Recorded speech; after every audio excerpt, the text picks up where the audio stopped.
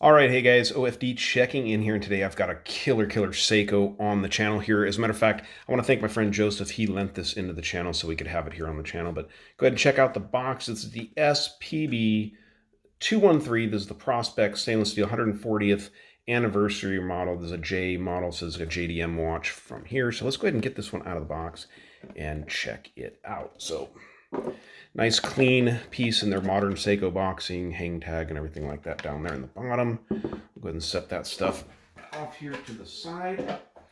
And let's go ahead and check out the watch. So I like these new boxes from Seiko. I like the way they're doing this. I think they're a good looking box and they're supposed to be more earth friendly. So go ahead and check this one out now.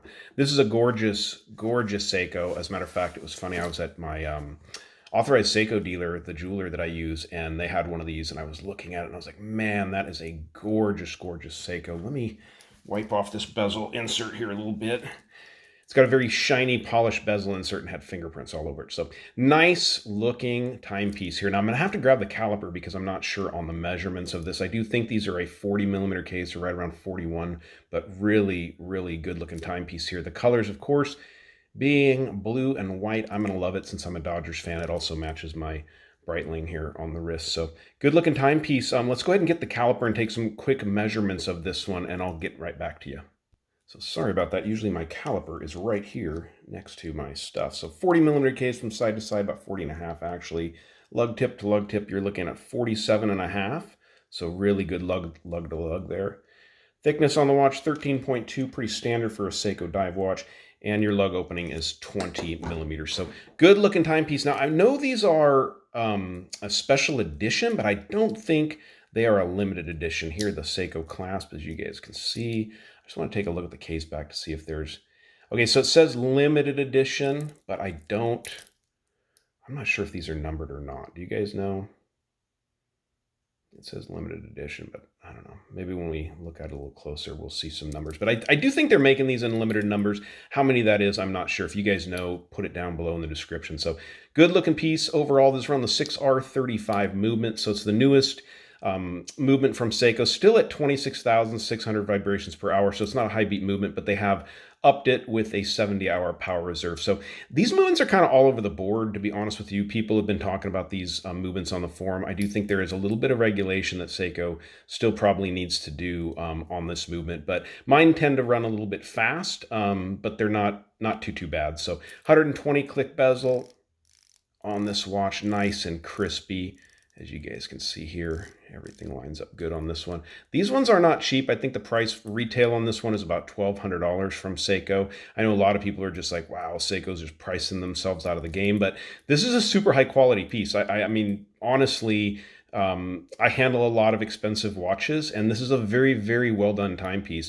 This does have a diver's extension on it, as you guys can see here. I think it's as easy as, well, not as easy as that, because Dunlap doesn't know how to work it.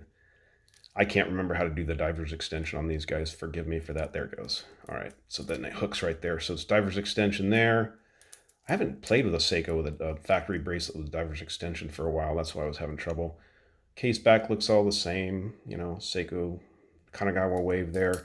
But the finish work on Seikos is what's always amazing. You can see this nice brushwork along the top of the case here. You've got a chamfered edge coming down underneath the bezel on it.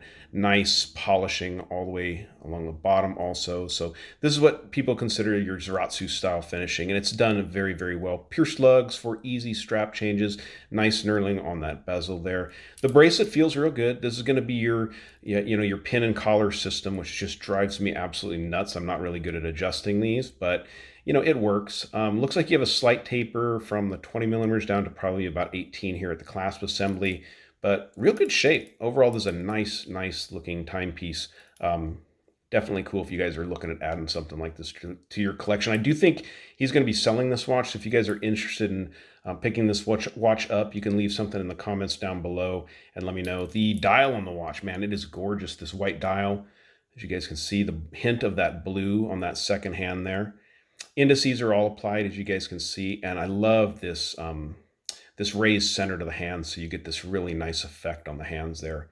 Definitely looks good. It gives them some contrast. You can see how it's dark at the bottom there, and on the side, depending on the shadow of the light, that's really done well. date functionality with the 6R35 over there. So let's go ahead and pause it, get this one on my 7-inch wrist, and it's a Seiko, so definitely be sure to stick around for the lume shot. All right, so here's the watch on my 7-inch wrist. Now, it's not fitted to me, but you guys can see how the watch would look. I love that polished insert there on that bezel. It looks really nice. That blue contrasting with that white. It's an excellent, excellent look. So let's go ahead and dim the lights and look at what the lume is like on this one. All right, so I'm sure a bunch of you guys just took off because you're like, I don't need to see the lume on a Seiko. I know what the lume on a Seiko is going to glow like crazy, and that's true. I think Seikos are one of the brands that really kind of spoils us with lume, so much so that we compare every other brand or every other watch out there to a Seiko and its lume. So game changer there. Look at that. Man, that glows like crazy. So great looking timepiece.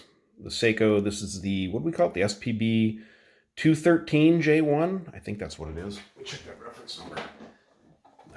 What is this? Yep, the SPB213J1. So good looking timepiece. All right, guys, if you like the video, give me a thumbs up down there at the bottom. And if you've not subscribed to the OFD channel yet, please do. Please do. Thanks, guys.